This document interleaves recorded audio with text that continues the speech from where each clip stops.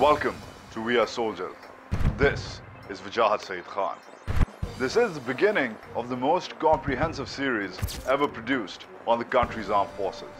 Today, and over the next few weeks, you will get an in-depth view and analysis of the way Pakistan's armed forces work, function, and train. You will actually see the men and the machines in action, performing major and minor operations of war. You will also gain access to information that focuses on the prevailing security situation in Pakistan and the region, and how that affects the tactics of such operations. And you will be taken to places that you might have heard about, but perhaps not seen. From Siachen to Sir Creek, Waziristan to the line of control, you will bear witness to the art and science of soldiering in a country which many consider to be the eye of the global security storm. This is Dawn News, and you are watching We Are Soldiers. Stay tuned.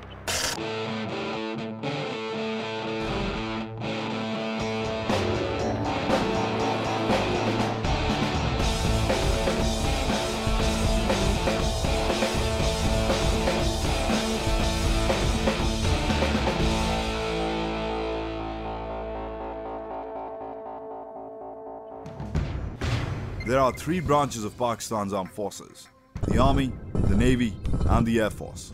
Effectively, the Pakistani military machine is the sixth largest in the world. The Army is the largest branch, with an estimated 550,000 active troops. The Army is a land-based operations force, though it has aviation and amphibious assets as well. The Army is tightly organized into large formations called corps. There are 9 corps of the Pakistan Army, with each corps led by a 3-star Lieutenant General. Also having corps status is the Strategic Force Command, which controls the country's nuclear arsenal.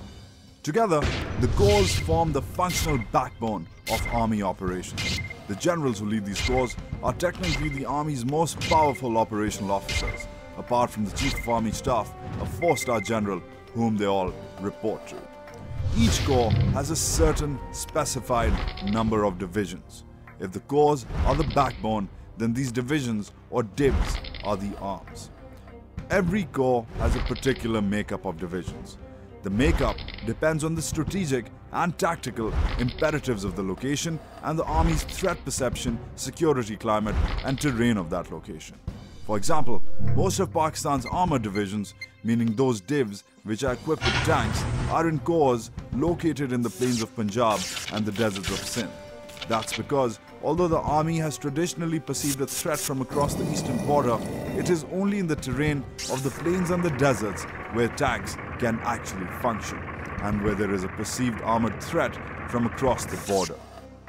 Meanwhile, divisions of corps that are located in terrains inhospitable to the movement of heavy vehicles, like along the line of control and in Fatah and Swat, are primarily infantry-based, meaning they rely heavily on foot soldiers to do the fighting.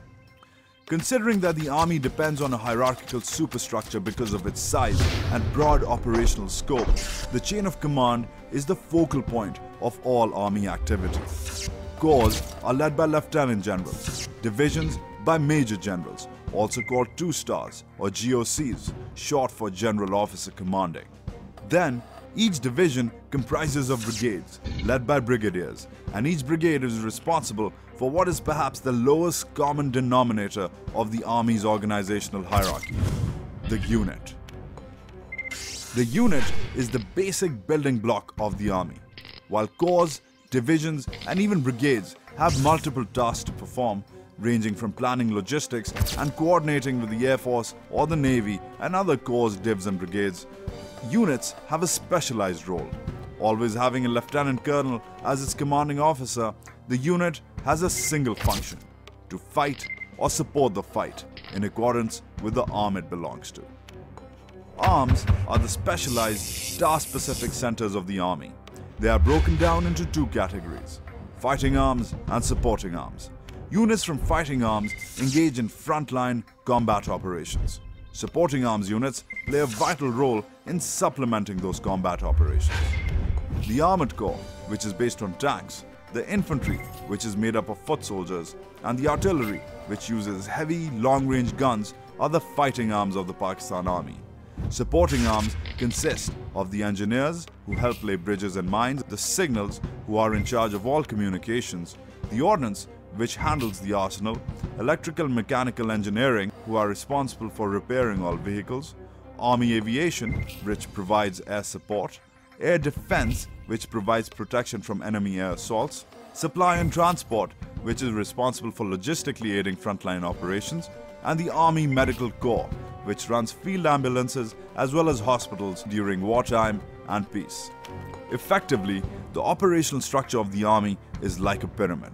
Units, whether from fighting or supporting arms, form the base.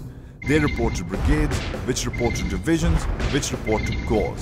The buck starts at the level of a unit, which may be based on the front line, and stops at the corps, which may be headquartered in a major city. That's the game. But who are the players?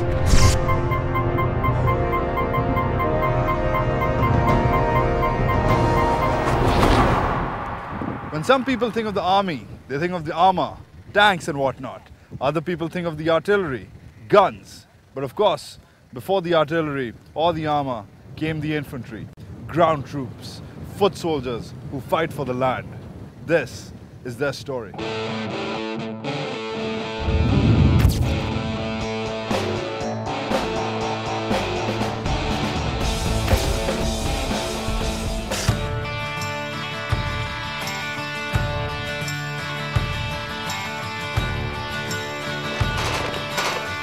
Welcome to the infantry.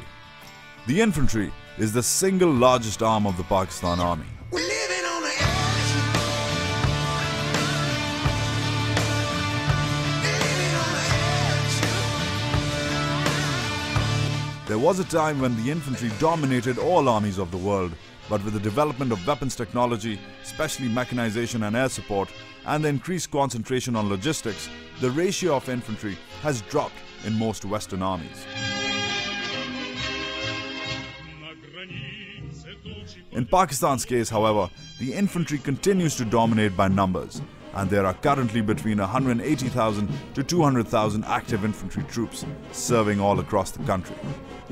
Historically, the infantry is as old as war itself. Apart from the Mongolians, all armies have depended on the infantry to hold an objective. The concept is simple. The cavalry, then based on horses and now tanks, did the heavy fighting.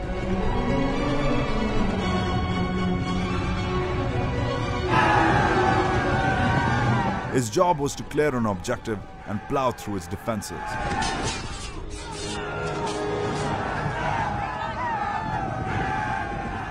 Today, with the development of air support and artillery, increased firepower has acted as a force multiplier to that concept.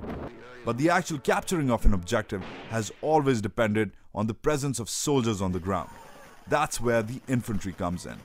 Able to access terrain and in urban warfare, buildings and compounds as well, the infantry establishes force presence on enemy territory. That's why the infantry is universally called by all armies to be the queen of battle.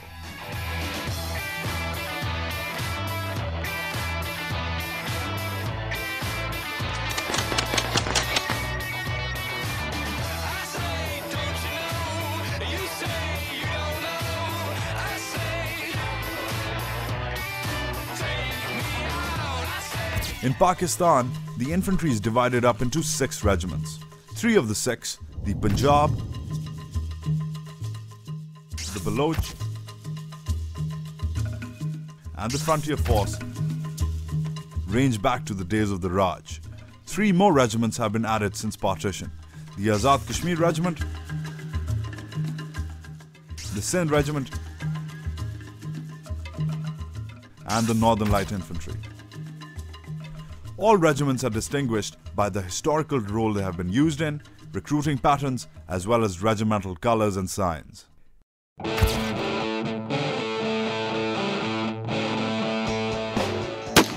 In this episode of We Are Soldiers, you will see the fundamental tenets of basic infantry training. Physical fitness, hand-to-hand combat, and of course, the use of weaponry. Is the Pakistani infantry ready to meet the growing challenges of conventional and unconventional security threats in the modern battlefield? You are about to find out.